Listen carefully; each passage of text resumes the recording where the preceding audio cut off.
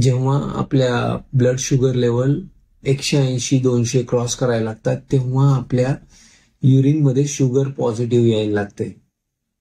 आपला जो सगळ्यांचा रेनल थ्रेशोल्ड आहे, रेनल थ्रेशोल्डचा अर्थ आहे की ज्या मिनिमम शुगर लेवलला आपल्याला आपल्या युरिनमध्ये शुगर पॉझिटिव्ह यायला लागते त्याला आपण रेनल थ्रेशोल्ड असं म्हणतो. आणि आपल्या सगळ्यांचा जो नॉर्मल एक रेनल थ्रेशोल्ड आहे तो 180-200 शुगरच्या आसपास असतो. आणि जेव्हा हा रेनल थ्रेशोल्ड क्रॉस होतो तेव्हा आपल्या युरिनमध्ये शुगर पॉझिटिव्ह येते. आणि जर सारखी सारखी शुगर पॉझिटिव्ह यायला लागली तर तुम्हाला फ्रिक्वेंटली युरिनरी ट्रॅक्ट इन्फेक्शन व्हायला लागतात.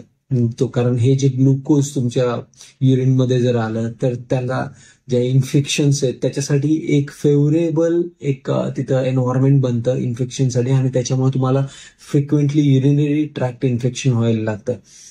तर तुमचं युरिनरी ट्रॅक्ट इन्फेक्शन कंट्रोलमध्ये ठेवायचं असेल तर तुम्हाला तुमचे शुगर लेवल कंट्रोलमध्ये ठेवणं गरजेचं आहे.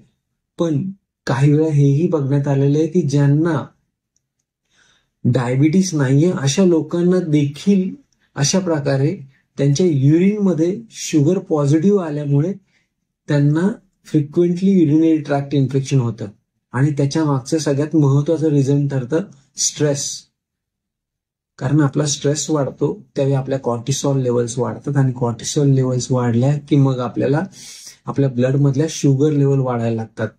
आणि जेव्हा आपला स्ट्रेस रिलीव्ह व्हायला लागतो, आपण स्ट्रेस नॉर्मल कंडिशनमध्ये आपलं सगळं यायला लागतं लाईफ, तेव्हा स्ट्रेस लेवल्स कमी झाल्यामुळं मग तुमच्या ब्लड शुगर लेवल परत नॉर्मल होतात आणि त्याच्यानंतर मग तुमचे हे जे फ्रिक्वेंटली युरिनरी ट्रॅक्ट इन्फेक्शन होत आहेत तेही कंट्रोलमध्ये यायला लागतात. त्यामुळंच आपल्या शुगर लेवल कंट्रोलमध्ये ठेवणं आणि जर आपण नॉन डायबिटिक असाल तर तुमचं स्ट्रेस लेवल मॅनेज करणं, स्ट्रेस मॅनेजमेंट करणं हे खूप महत्वाचं ठरतं.